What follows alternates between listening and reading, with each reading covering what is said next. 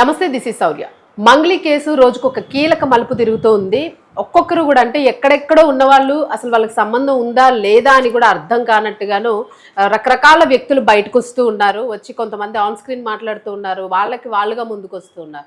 So ఇప్పుడు చూసుకుంటే మాత్రం ఒక మంత్రి మనవడు అంటే రాజకీయ పరంగా సంబంధాలు ఉన్నాయి అని ఏదైతే మొన్నటి వరకు విన్నామో, ఒక మంత్రి మనవడు ఈ దీనిలో ఇన్వాల్వ్ అయి ఉన్నాడు అనే వార్త అయితే వినిపిస్తుంది. అసలు ఇది మరి ఎంతవరకు వాస్తవం, మా మంత్రి ఎవరు, ఏ పార్టీకి సంబంధించింది, సో ఇవన్నీ కూడా ఒకసారి డీటెయిల్గా మాట్లాడదాం. సీనియర్ జర్నలిస్ట్ దాము బాలాజీ గారు. నమస్తే సార్. సార్ ఏమంటారు సార్, అంటే నిజంగా మంత్రి మనవడు అని అంటే ఏ రకమైన రిలేషన్ ఉంది అని అనుకోవచ్చు? అసలు ఎట్లా వచ్చింది ఇది వార్త బయటకు? అసలు అంటే ఇది డే 1 నుంచి కూడా అడ్వకేట్ సుబ్బు ఇదే ఆరోపణలు చేస్తున్నాడు. ఎందుకంటే డైరెక్ట్గా అడ్వకేట్ సుబ్బుకి ఒక మంత్రి కొడుకు లేదా మనవడు ఫోన్ చేసి బెదిరించాడని చెప్తున్నారు. అలాగే ఒక ఎమ్మెల్యే తండ్రి, అది కూడా హైదరాబాద్లో ఇటీవల ఎలక్షన్లు జరిగిన ఏరియాలో ఒక ఎమ్మెల్యే తండ్రి కూడా ఫోన్ చేసి మాట్లాడాడని చెప్తున్నాడు. అంటే ఇక్కడ ఇది ఇప్పుడే ఇమీడియట్గా వచ్చిన విషయం కాదు. ఇది ఎప్పటి నుంచో ఈ స్కామ్ జరుగుతుంది. ఎప్పటి నుంచో బాధితులు కూడా దీని మీద రకరకాలని వాళ్ళు కలుస్తున్నారు. ఈ క్రమంలో వాళ్ళు అడ్వకేట్ సుబ్బారావుని కలిశారు. అడ్వకేట్ సుబ్బారావు కూడా ఏంటంటే దీంట్లో మంగ్లీ పేరు బాధితులు అడ్వకేట్ సుబ్బారావుకి చెప్పారు. చాలామంది అనుకున్నట్టు అడ్వకేట్ సుబ్బారావు ఏదో ఆ అమ్మాయి ఫేమ్ని ఉపయోగించుకొని ఈయన ఫేమ్ అవుదామని అనుకున్నది ఏం కాదు. నిజానికి ఆ అమ్మాయి ఏమి ఇంటర్నేషనల్ పాపులర్ సింగర్ ఏం కాదు. సో ఆ అమ్మాయి ఫేమ్ని దొంగిలించి ఈయనేమి కాదు. క్లియర్గా బాధితులు ఉన్నారు. బాధితులే ఈ రమావతి మధు అనే అతనే అది నిజంగా మంగ్లీతో సంబంధం ఉందా లేకపోతే సంబంధం ఉన్నట్టు ఇతను నమ్మించడానికి కొన్ని పనులు చేయడం, అందులో ట్రాప్లో మంగ్లీ ఇరుక్కుందా అనేది ఇన్వెస్టిగేటివ్ ఏజెన్సీ తేల్చాలి. కానీ బాధితుల పాయింట్ ఆఫ్ వ్యూ నుంచి అయితే మంగ్లీ కూడా ఇన్వాల్వ్ అయినట్టు.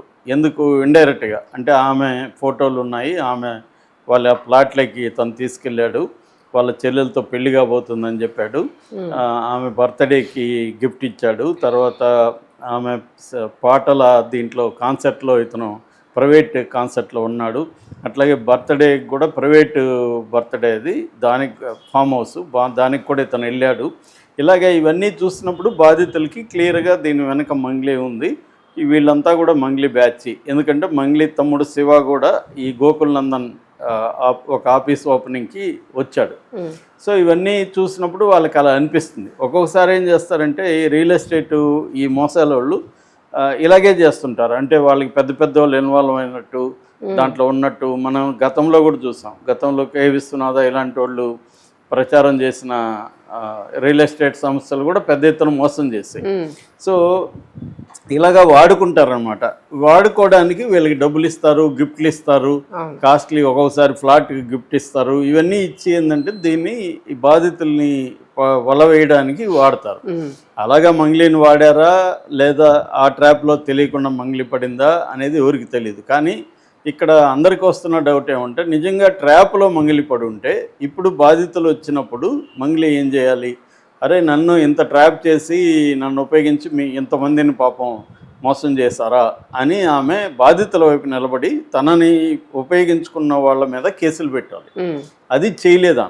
అది చేయకుండా బాధితుల తరపు నిలబడిన వాళ్ళ మీదనే ఆమె అటాక్ చేయడం మొదలుపెట్టింది, ప్రెజర్ చేయడం కూడా మొదలుపెట్టింది. సో అక్కడ క్లియర్గా ఆమె ఏదో రోల్ ఉంది అనేది ప్రజలకి అందరికి కూడా అనిపిస్తుంది. మెజారిటీ జనం ఇవాళ మంగ్లీది రోల్ ఉందని నమ్ముతున్నారు. సో ఈ క్రమంలో ఇప్పుడు ఆమె ఏం చేస్తుందంటే తన మీద వస్తున్న ప్రెజర్ని అడ్డుకోవడానికి తన సర్కిల్ అంతా కూడా వాడుతుంది. బిగినింగ్లో కూడా మీరు చూడండి, సుబ్బారావు ఎప్పుడైతే మంగ్లీకి ఫోన్ చేశాడో ఫోన్ చేసినప్పుడు ఫస్ట్ ఆమె పట్టించుకోలేదు. తర్వాత సుబ్బారావు ఏం చేశాడంటే ఈ బాధితులను తీసుకెళ్ళి ప్రెస్ ముందు పెట్టి చెప్పాడు. చెప్పినప్పుడు ఆమెకు ప్రెజర్ అప్పుడు మొదలైంది. అప్పుడు మొదలైనప్పుడు ఆమె ఏం చేయాలి?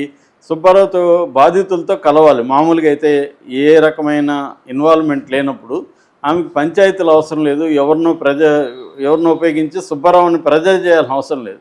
ఆమె ఏం చేయాలి? అరే బాధితులు ఎంతమంది మోసపోయారని ఆమెకి అంత టైం లేదనుకో, ఆమె తరపున ఎవరో ఒక ఇద్దరిని పంపించి మీరు మొత్తం అసలు ఇన్వెస్టిగేట్ చేయండి, నా పేరు ఎలా వాడారు ఏంటి చూడండి అని చెప్పి ఆమె దిగచ్చు. అది చేయకుండా ఆమె ఏం చేసింది? ఒక మ్యూజిక్ డైరెక్టరు, ఒక డైరెక్టరు, ఒక అడ్వకేటు వీళ్ళని పిలుచుకొని వచ్చి పంచాయతీ పెట్టించింది.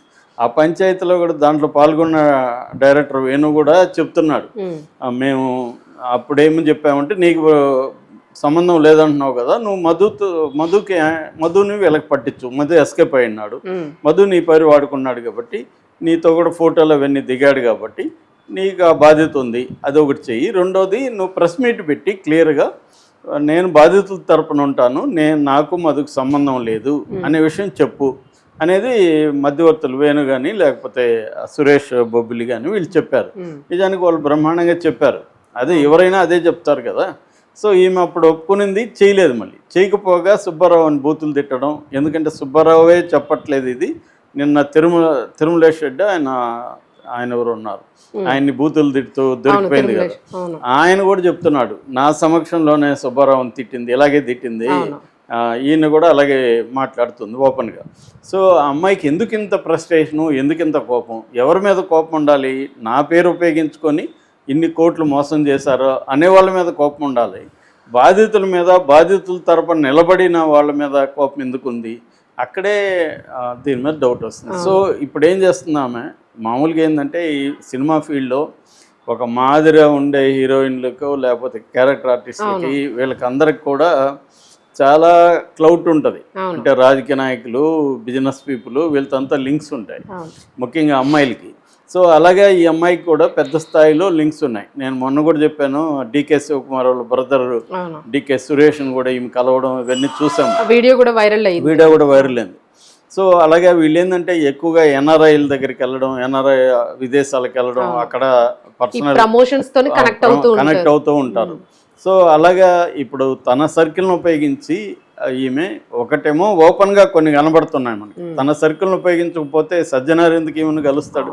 ఇప్పుడు నేను మీరు వెళ్ళి నా పేరు చాలామంది వాడుకుంటున్నారు సార్, నన్ను ప్రెజర్ చేస్తున్నారు, సజ్జనార్ అపాయింట్మెంట్ ఇస్తాడా? ఇవ్వడు. బాధితులకు ఇస్తున్నాడా? ఇవ్వట్లేదు. సుబ్బారావుకి ఇచ్చాడా? ఇవ్వట్లేదు. కానీ ఈ అమ్మాయికి ఎందుకు ఇచ్చాడు? తన ఇన్ఫ్లుయెన్స్ని వాడింది. అలాగే డీజీపీ దగ్గరికి వెళ్ళింది. ఇక్కడ మనకు క్లియర్గా కనబడుతుంది తన ఇన్ఫ్లుయెన్స్ని వాడుతుందని. ఇప్పుడు కొత్తగా ఏంటంటే ఈ కేసులో సుబ్బారావు వీళ్ళు కొంచెం అంటే వాళ్ళు మాట్లాడి అలసిపోయారు. ఇప్పుడు కొత్త వాళ్ళు దిగారు ఈమె క్యాంటీగా. అది కూడా ఆమె బంజారా సంఘంలోనే దిగారు. ఇప్పటివరకు ఏంటంటే నేను గిరిజన బిడ్డని, నన్ను కాస్ట్ కార్డు చాలా బాగా భయంకరం, కాస్ట్ కార్డు, విక్టిమ్ కార్డు బాగా వాడుతుంది. సో ఇప్పుడేంది అదే కాస్ట్లో అంటే ఆ బంజారా నిజానికి కులం కాదు, అది ఎస్టీ గిరిజనులు. సో ఆ బంజారా దీంట్లో నుంచే కొంతమంది రంగంలో దిగారు. ముఖ్యంగా సంపత్ నాయక్ అని జనసేన నాయకుడు కూడా. సో సంపత్ నాయక్, తర్వాత అశోక్ రాథోడు, ప్రత్యూష రాథోడు, వీళ్ళందరూ కూడా ఆల్రెడీ ప్రజల ఇష్యూస్ మీద పనిచేస్తున్నాడు. ముఖ్యంగా వాళ్ళ సంఘాలకు సంబంధించి పనిచేస్తున్నారు. వాళ్ళు ఇప్పుడు ఈమెకి యాంటీ అయ్యారు యాక్చువల్గా. సో యాంటీ అయ్యి వాళ్ళు ఏం చేస్తున్నారంటే వాళ్ళు కూడా ఇండిపెండెంట్గా ఈ సుబ్బారావు వాళ్ళు చెప్పింది వినకుండా వాళ్ళు ఇండిపెండెంట్గా దీని మీద రీసెర్చ్లోకి దిగారు. ఎందుకంటే వాళ్ళందరూ కూడా సంబంధాలు ఉన్నవాళ్ళు, రీసెర్చ్ చేయగలిగిన నాలెడ్జ్ కూడా అందరూ కూడా హయ్యర్ ఎడ్యుకేషన్ ఉన్నవాళ్ళే వాళ్ళు. సో కాబట్టి వాళ్ళు రంగంలో దిగి వాళ్ళు కొన్ని విషయాలు బయటికి తీసుకొచ్చారు. ఇందులో వాళ్ళకి ఇప్పుడు తెలిసింది ఏంటంటే ఒక మంత్రి మనవడిది కూడా దీంట్లో ఇన్వాల్వ్ అయ్యాడు. అట్లాగే ఒక అసెంబ్లీ సెక్రటరీ స్థాయిలో ఇన్వాల్వ్ అయినారు పొలిటికల్ లీడర్స్ కొంతమంది. అట్లాగే పటేల్ అని ఒక అమీర్ పటేల్ అని ముంబై నుంచి కూడా ఒక అతను ఇన్వాల్వ్ అయ్యాడు. ఇవన్నీ నిన్న సంపత్ నాయక్ చెప్తున్నాడు. అంటే ఇది బయటికి కనబడే అంత చిన్నది కాదు. అంటే సుబ్బారావు చెప్పినప్పుడేమో సుబ్బారావు ఏం చెప్పాడంటే నా దగ్గరికి ఒక 80 మంది వరకు వచ్చారు, 80 మందికి కలిసి 9.5 నుంచి 10 కోట్ల అమౌంట్ తేలిందని. అంటే చిన్న వాళ్ళు, పేదవాళ్ళు సుబ్బారావుని కలిశారు. వాళ్ళంతా 5 లక్షలు 10 లక్షలు ఇచ్చిన వాళ్ళు, కొద్దిగా పెద్దగా పెట్టిన వాళ్ళు, ఇప్పుడు పెద్దగా పెట్టిన వాళ్ళు. నిన్న కూడా ఒక పేరు రమావత్ లక్ష్మీ సీత 4.5 కోట్లు పెట్టిందని ఆయన నిన్న ప్రకటించారు. అట్లాగే రామ్దాస్ నాయక్, వీళ్ళందరూ కూడా ఏంటంటే 40 లక్షలు ఇచ్చాడని. ఇప్పుడు ఎక్కువగా డబ్బులు ఇచ్చిన వాళ్ళు బయటకు వస్తున్నారు. ఫస్ట్లో ఏమో పేదలు కనబడ్డారు, ఇప్పుడు ఎక్కువ పెద్ద ఎత్తున డబ్బులు ఇచ్చిన వాళ్ళంతా కూడా బయటకు వచ్చి మాట్లాడడం అనేది జరుగుతుంది. సో వీళ్ళు ఏం చేస్తున్నారంటే వీళ్ళు ముఖ్యంగా నల్గొండ, దేవరకొండ ఇలాంటి ఏరియాల నుంచి ఆ గిరిజన తాండాల నుంచి వీళ్ళు పట్టుకొస్తున్నారు. ఎందుకంటే వీళ్ళకి సర్కిల్ ఉంది కాబట్టి. రెండోది, ఎప్పుడైతే గిరిజన నాయకులు బాధితుల వైపు నిలబడ్డారు, ఇప్పటివరకు నిలబడలేదు ఇది ఈ కేసులో. పైగా ఫస్ట్ గిరిజన నాయకులు ఈఎంఐకి సపోర్ట్గా నిలబడ్డారు. మంగ్లీ జోలికి వస్తే కబడ్దార్ అన్నట్టుగా వాళ్ళు ప్రెస్ మీట్ పెట్టి బెదిరించారు. దాంతో గిరిజన సంఘాలలో కూడా డివిజన్ మనకు కనబడుతుంది. సో ఇప్పుడు వీళ్ళు సంపత్ నాయక్ కానీ ఈ అశోక్ రాథోడ్ కానీ ప్రత్యూష రాథోడ్ వీళ్ళు రంగంలో ఎదిగి వీళ్ళు బాధితులను ఆర్గనైజ్ చేసి వీళ్ళు సొంతంగా రీసెర్చ్ చేసి అనేక విషయాలు చెప్తున్నారు. క్లియర్గా ఏంటంటే ఈ అమ్మాయి ఇన్వాల్వ్ అయింది అనేది వాళ్ళు చెప్తున్నారు. దీని వెనక రాజకీయ నాయకులు ఉన్నారని కూడా చెప్తున్నారు.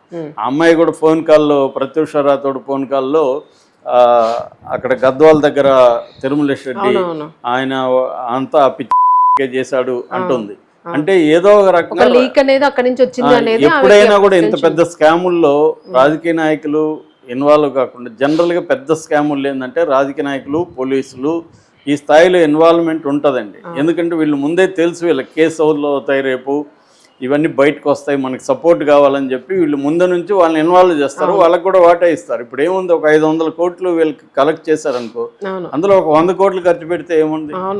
అందుకనే మనకి ఈ స్కామ్ లో ఎప్పుడు కూడా మనకి శిక్షలు పడే కేసులు మనకి ఆల్మోస్ట్ కనబడవు.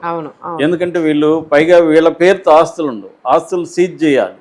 సీజ్ చేయకుండా వీళ్ళు రేపు కోర్టుకు పోతే ఏమవుతుంది, వీళ్ళకి డబ్బులు అయితే రావు, శిక్ష పడితే పడచ్చు ప్రూవ్ అయితే. కాబట్టి ఏంటంటే ఇవన్నీ వాళ్ళు ముందే ప్లాన్ చేసుకుంటారు. వాళ్ళేమి ఎమోషనల్ వైలెన్స్ కాదు, ఇది వెరీ ప్రీ ప్లాన్డ్.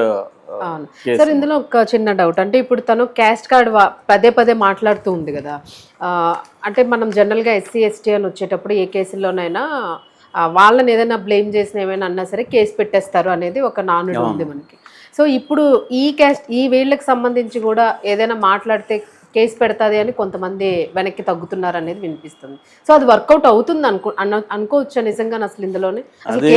వర్కౌట్ అవుతుంది. ఎందుకంటే పర్సనల్ గా మీరు ఎస్సీ అనో ఎస్టీ అనో నిందిస్తే పెట్టాలి, కానీ మిమ్మల్ని ఈ కేసులో ఇన్వాల్వ్మెంట్ ఉందని మాట్లాడే వాళ్ళ మీద కేసులు ఆ యాంగిల్లో పెట్టలేరు. ఇంకొక డౌట్ సార్, ఇప్పుడు 2.5 కోట్లు 4.5 కోట్లు ఇచ్చిన వాళ్ళు ఉన్నారు కదా, ఈ అమౌంట్స్ ఏవి వీళ్ళు ఏవి కూడా ఒక స్లిప్స్ లాంటివి కానీ ఒక పత్రాలు లాంటివి కానీ అందరి దగ్గర ఉన్నాయంటారా? వైట్ లోనే పంపించారండి మాక్సిమం. కాబట్టి అవన్నీ డీటెయిల్స్ ఉన్నాయి, వాళ్ళ దగ్గర ఉన్నాయి కానీ బయటికి తీయట్లేదు, చూపిస్తున్నారు. ఇప్పుడు మీడియా దగ్గర నిన్న కూడా ఒక అతను 18.5 లక్షలు ఇచ్చాడు. అతను ఇచ్చిన వాటికి అన్నిటికీ ప్రూఫ్స్ ఉన్నాయి. డబ్బులు ఇచ్చిన దాంట్లో కూడా ఫోటోలు తీసుకున్నాడు. డబ్బులు ఇస్తున్నట్టు ఫోటోలు కూడా ఉన్నాయి. సో క్యాష్ ఇచ్చినప్పుడు ఫోటోలు తీసుకున్నాడు, ఖచ్చితంగా ఉన్నాయి. సీరియస్ గా కానీ పోలీసులు తీసుకుంటే మాత్రం ఖచ్చితంగా బయటకు వస్తారు. Thank you.